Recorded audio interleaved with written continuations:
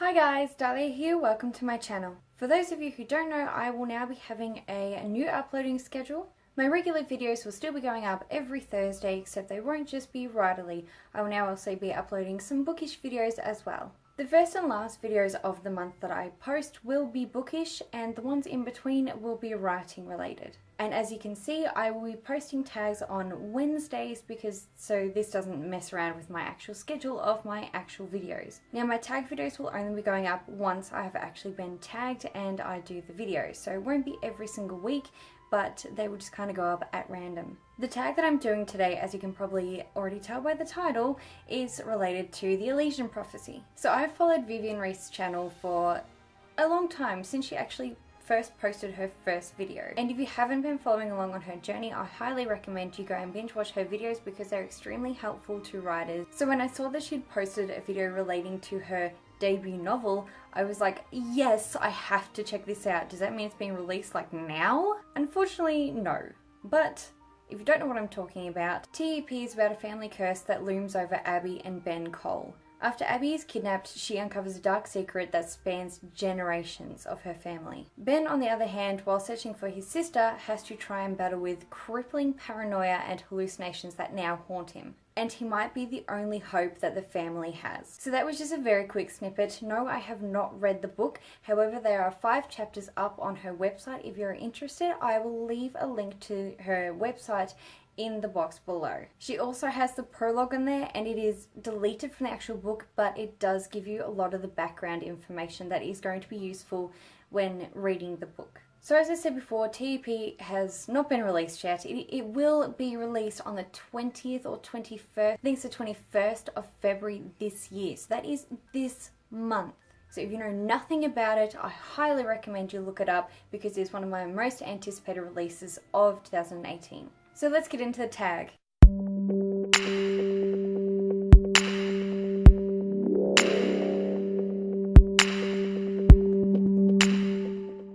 Number 1 is Secret Society, a book you love but no one else talks about. So I think I know the reason why no one talks about A Clockwork Orange. This is by Anthony Burgess. A lot of people find it hard to get into and hard to understand because of the amount of slang used in it. And the slang that's used in this isn't necessarily used in, well, our world. He made up a lot of the words that went into this novel, so I understand why a lot of people can't get into it and are not interested in it. I feel like if you watch the movie a few times, you might be able to get it because a lot of the same slang is used, but this is so much better because it's different to the movie. The movie changes a lot of things in the book, and I don't like that. This book is actually very fantastic, and I feel like it gives a pretty cool glimpse into what could be the future. With the way that things are going, this is a very real possibility, so I highly recommend this read. It is fantastic, one of my all-time favorite novels. Number 2 is Voices, a scary novel that gave you the chills. So I don't particularly read scary novels, or when I do, I don't actually find them scary.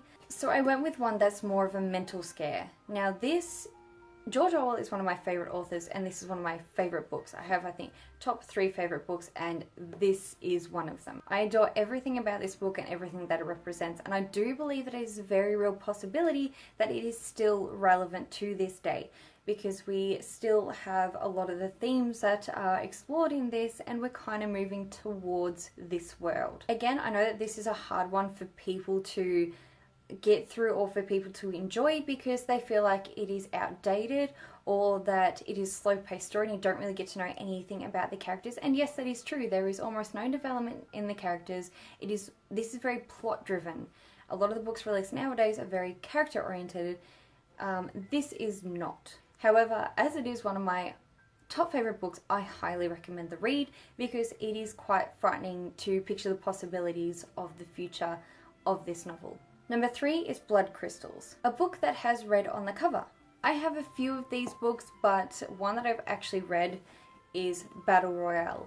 I've also watched the movie for it. I actually watched the movie first before I realised that there was a book, and I don't know how to pronounce the author's name. I think it's Koshin Takami.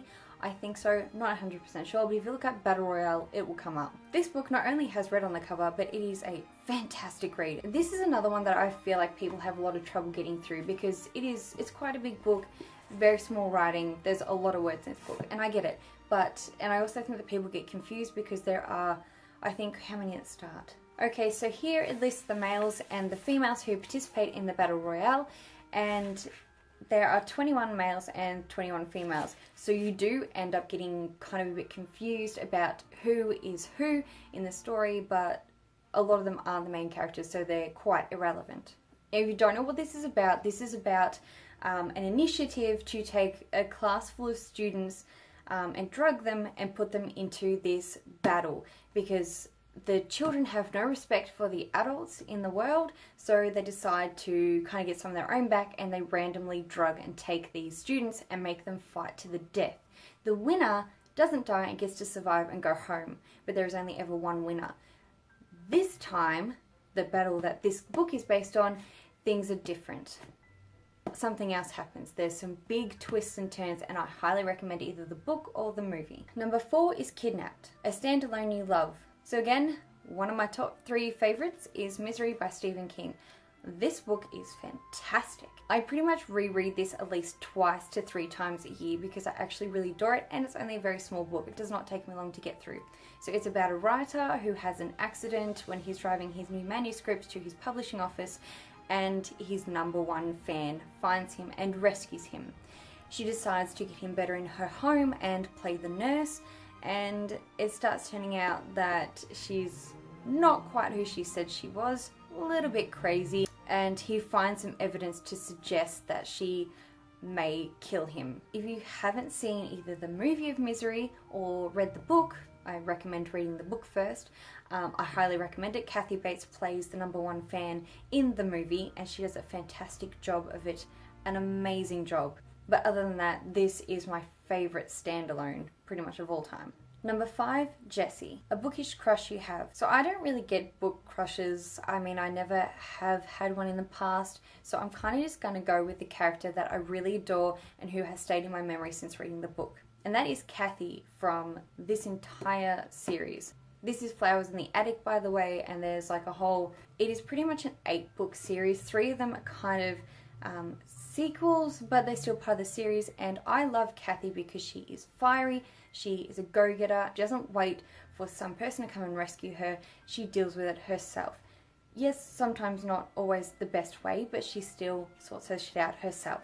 Flowers in the Attic, if you don't know, is basically about 4 children who end up moving into their grandmother's home with their mother when their father passes away, and they are locked in the attic because their grandmother doesn't want anyone to see the children because of a family secret. So after some deaths happen and some pretty bad things happen, Kathy decides to take matters into her own hands, saves the rest of her family. Number 6, Elysian, a book that nailed the magical setting. So I think I've spoken about a Throne of Glass series on Bookstagram quite often, and it is no secret that I did not like Throne of Glass and I did not like Crown of Midnight. Heir of Fire, on the other hand, is a lot better. I'm actually really enjoying it. I am about the third the way through the book, and I think it is actually a lot better. The world is starting to open up more. We're starting to see more of Selena, who I still don't like, but that's beside the point.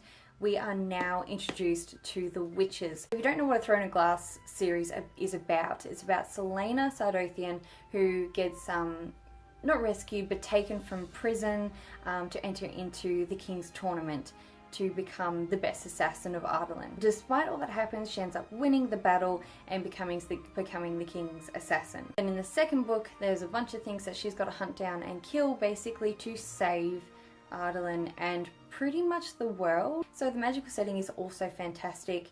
I love the way the Fae are, and I love the way the witches are. But that's all I can say because I don't want to be spoilery. Number 7, Transmutation. What's your favourite fantasy animal? If I had to kind of narrow it down, it might be the centaur or maybe the minotaur. So I think that will kind of be my favourite just because I think I like the animal-human aspect and just kind of the gentleness of the centaurs and the brutalness of the minotaur and the myths surrounding the minotaur.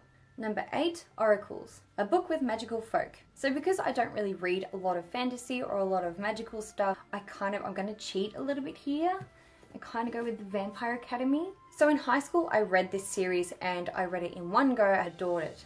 I can see why people don't like Rose. She can be a hard character to deal with, and I also don't like the love triangle that happens in this. But the reason why I love this so much, because of the work that Rochelle Mead has done to create this myth around her own creation of vampires. I think is really fun and quirky, and I love the history of it, and also her plotting, her foreshadowing. It is brilliant. And finally, number 9, Brethren, a book with a core group you love. Now I feel like this is going to be pretty obvious, because if you follow me on Bookstagram, you pretty much know what one of my favorite series is, and you can see it behind me just there, and you might not be able to read the titles, but there's a reason why there's a missing spot, and that is because of A Court of Wings and Ruin.